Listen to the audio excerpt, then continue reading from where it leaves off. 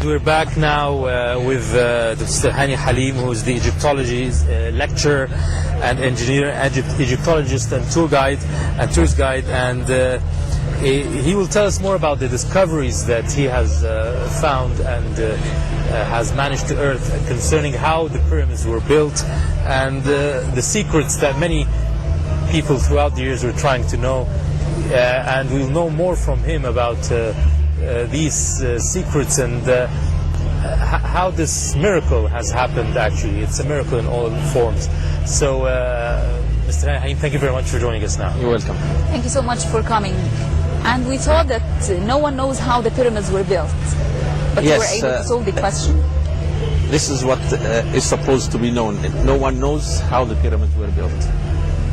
And, I believe that we started unlocking some of the secrets, and because of their simplicity and that everyone overlook it, nobody reached these secrets.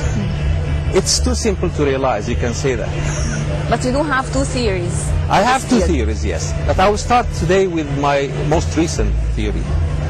The one that I actually reached because of my observation and visits to all these pyramids.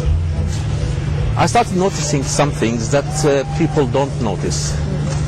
And this made me think again about the way these pyramids were built.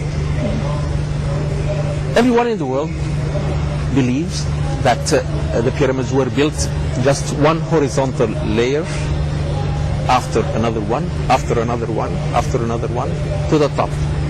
Don't you think so? Yeah, the logical. It's logical. Everyone thinks this way. And I think it's because we all played with the wooden cubes. Yes. But let's just think for a little bit. To do this, the king had to issue his order in the beginning, giving the engineers the dimensions of the pyramids, right? I want a pyramid that is 200 meters by 200 meters, and I want the height that much.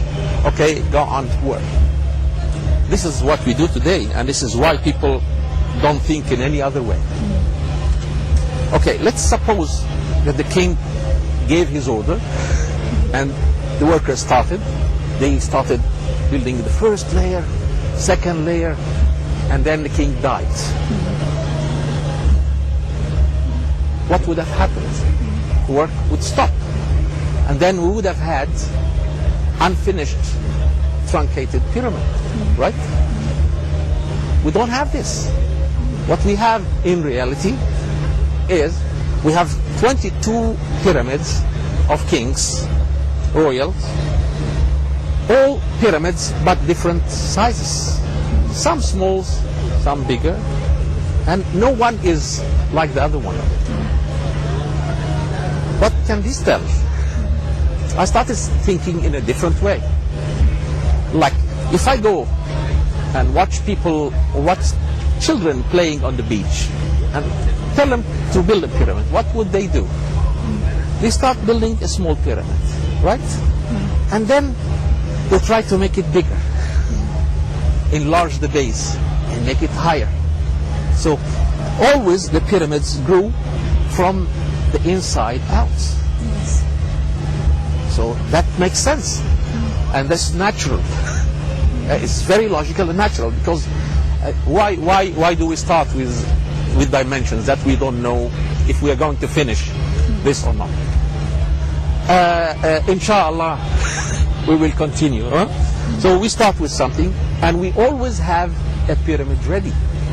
If the king died at any stage of the work, let's call it a day. Yes. Close, finish this pyramid, start another pyramid. Does this make sense now to you? But how many years did it take to build the Great Pyramid? I'm not discussing the length now. No, because but I'm discussing the technique. How to start with a small pyramid and make it gradually grow bigger and higher, bigger and higher. So that you'll always have a pyramid ready. At any stage of the work, you have an almost finished pyramid that you can always finish. how do I support this theory? It's very obvious and very clear if you go to Saqqara, the oldest stone Yes. construction and the oldest pyramid we have in the world. You will notice that the work there proceeded in steps. The first step was just one flat-topped rectangular building. We call it mastaba. And you can see the work there started using small-sized stones, because this is what they started doing. They copied the size of the mud bricks they had and built the first step.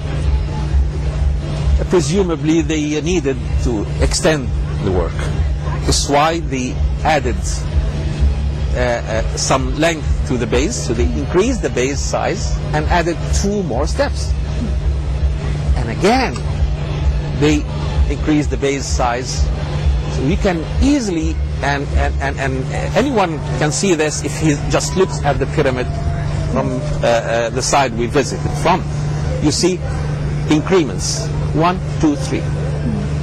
This is how they started. So they learned that way. But does this mean that the pyramid of Khafre, for example, was meant to be bigger, but construction stopped at a certain point for a certain yes, reason? I would tell you that. It was meant to be bigger, of course. Anyone wants to make a bigger pyramid. Everyone wants to make an achievement better than his father, better than the older generation. Everyone wants to do that. What stops him is either the king's rule time is shorter, either the central control of the government is not that good, maybe the population, the work power, all these factors affect the size of the pyramids, of course. But they would work, and But it seems there was a plan for the sizes of the 3 pyramids next to each other. There a certain symmetry. Because of the light and the sun and the rays coming inside the rooms inside. That's a very good question. You feel that's a it's- very good question. What you need to know, and everyone needs to know, is that before they built anything, they dug under the ground, they made a room, that's a burial chamber, and they made a corridor. From the very beginning, the corridor is known where it's aiming to. So I know the direction, I know the angle, and that's it. Cover that and build a small pyramid. It's like a tombstone. This is where the burial, this is where the tomb is. That is there. It's like a stepped pyramid, small stepped pyramid. If you want to make this building bigger, actually you don't have to at all to build it all in stones as we think. Why? You have the core. You can easily go away from that core, like 5, 7, 10 meters away, and you can build a wall. Okay? Big stones, heavy stones, a wall there, and the core stones here. You have the wall surrounding this. Do you have to fill it in with stones, or you can put rubble, you can put sand, you can put anything you want? And this would make the work faster and easier.